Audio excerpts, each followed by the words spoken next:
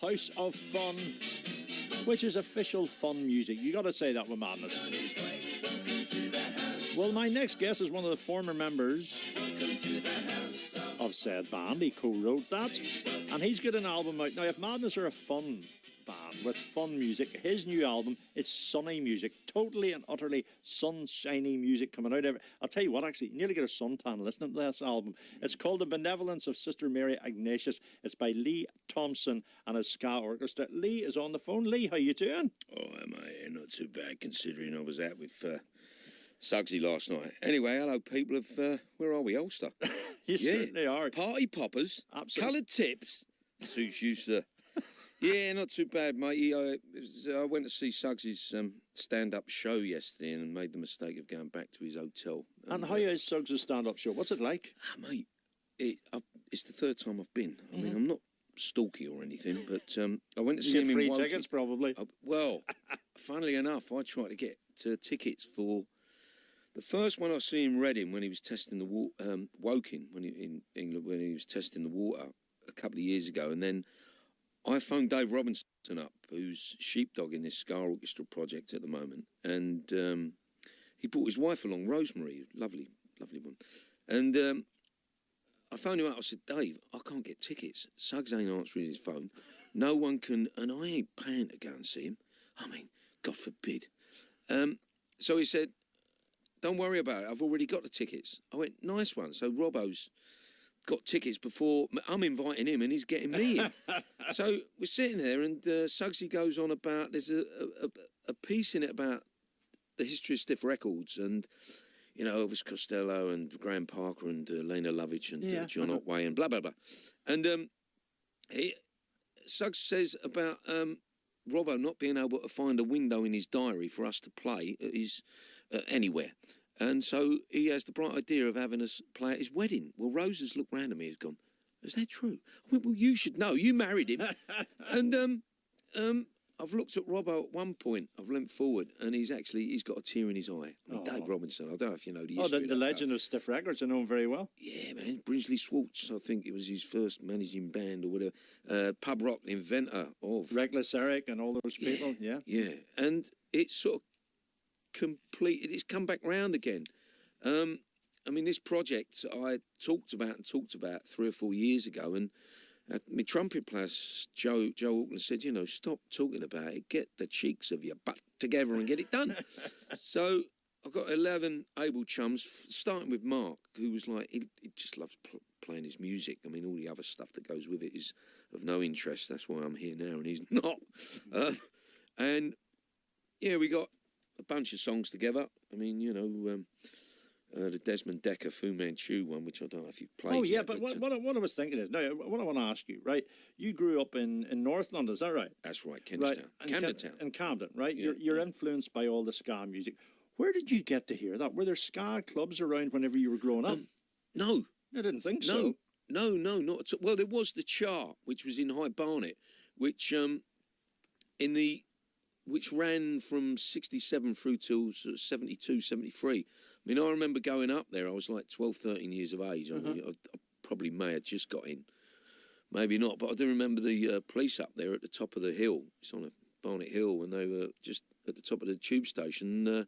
They took our bootlaces off and told us to F off back to Kentish Town. Yeah. Go on, back you go. They didn't want no... well, we weren't riff-raff. They just... I think the club is now a doctor's surgery, long growth surgery. They closed it down in the mid-70s, and, you know, just another one that sort of bit the dust. And that played a lot of mod, you know, the music at the time. The sort of Rankin music, that sort of stuff. Yeah, Toasting and all that. But I remember the first record I bought, 3 and 6 or something like that, was Return to Django, or possibly Itmek, you know, from that period. The reggae always attracted us, that rhythm. Well, then there must have been a good record shop where you guys were there, was there? Well, my one was Kentish Town Road. I can't remember the name of the shop, whatever. There was a Caribbean guy in there, and I wanted, I thought naturally, well, if anywhere's going to have the Trojan stuff, it'll be in there. So I went along, I said, you got the Love of the Common People, Trojan track by Jimmy Jimmy Ruff. And, well, if you want it straight away, you got to go to travel to Willesden or Brixton, which is, 10, 15 miles away or whatever, something like that. Otherwise, you got to wait until Thursday. So, unlike today, you had to wait 2, sometimes 3 days for that record. Yeah, but I made the wait worthwhile. Oh, mate, the anticipation. I was salivating. I don't know why, but yeah. But there you go. But this music that we're referring to, right? Yeah. Sort of 30-odd years of Madness. This is sort of what was before Madness, what sort of played the backbone of the original sound, and now you sort of filtered it out. Would that be right? Yeah, we moved. I mean, reggae wasn't just a big influence on myself, Prince Buster and the like, but also Mike. I remember hearing Record Pum Pum by Prince Buster years, when I was sort of 11, 12 when I first met Mike. So he was into his reggae. Chrissy Boy, the common denominator was that sound, along with Motown and a touch of the Coasters and Fats Domino. So ska for sure was in the blood. It was sort of second nature, that offbeat. I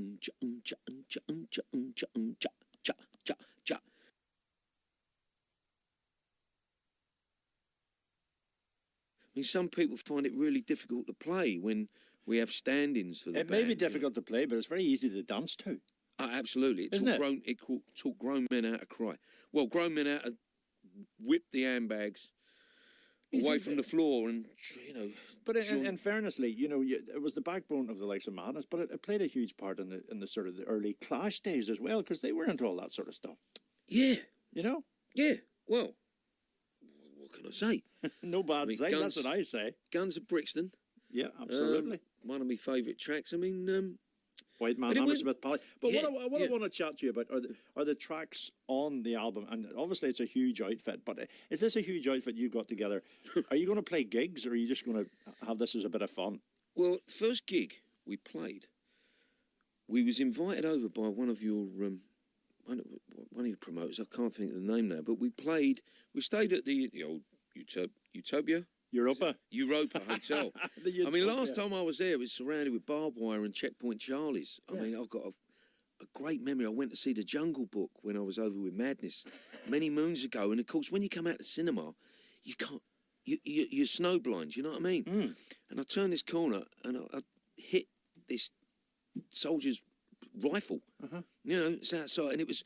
I remember walking down one of the roads, and it was a real strange experience. I mean, it was either staying in your hotel room for 18 hours or going adventuring. I had to go and venture.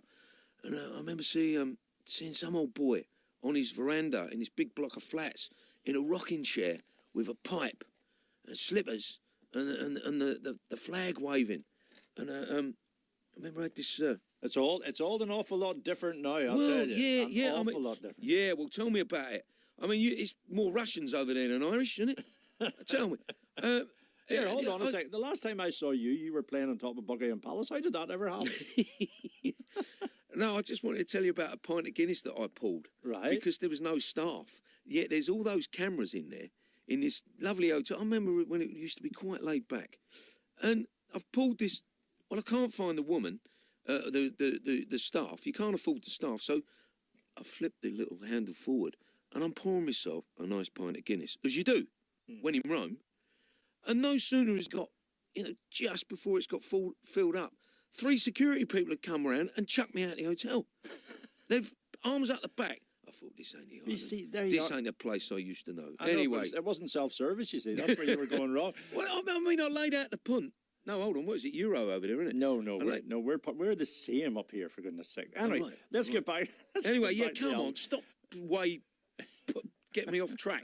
I want to chat to you about a great... And I said earlier on, right, and very, very simplistically, that Madness are a band of fun. It's good music, it's good pop music, but good fun music. Whereas what I was thinking with the orchestra, the ska orchestra, the Lee Thompson ska orchestra, it's very sunny. It's a very, very sunny soundtrack. Because I'm going to play a track. Tell me a little bit about this track that I'm going to play, because it's called...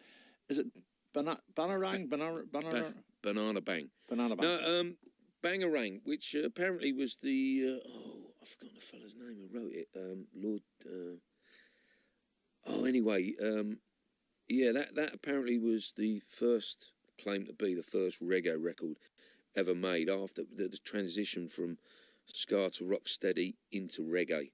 I can't think of the fella's bloody name, but he was from the Alpha School for Boys, which the Benevolence of Sister Mary Ignatius is the name of the album that I'm dedicating, that I'm showing respect to. She was the nun that opened up the Alpha School for Boys, for wayward lads, you know, budding rude boys, and gave them the opportunity. We got instruments, various brass instruments, drums, basses from America that were sort of cast-offs, you know, weren't used anymore. And she took them in, put them in Rico's hand and the Scatterlight's hands, and this is what you have sort of before you, an influence of that. Just going off the subject, this album is hopefully going to be payback. You know, hopefully the original writers this time might see a few quid. Good man. The publishing, which is what it's all about. Excellent. Well, listen, the heart's in the right place, as is the saxophone. We're going to play Bangarang. Bangarang. Bangarang. Right, it's now the version you're hearing. It's going to completely change.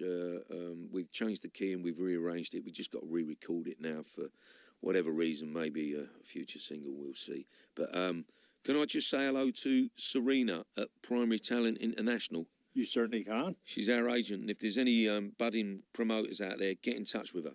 Well, I'll tell you what, it sounds like an awful lot of fun. It's a mighty fine album. The sun, as I said, is absolutely emanating from it. The Benevolence of Sister Mary Ignatius is out now. It's the Lee Thompson Ska Orchestra, and I'll let you introduce the track because I can't even pronounce it. Thank you, Alan. That's most kind of you. This track is apparently one of the earliest reggae records recorded by the original artist. We've done a cover of it, and it is called Bang-A-Rang. Thank you very much Woman, indeed. no want, no aggro. Let's go.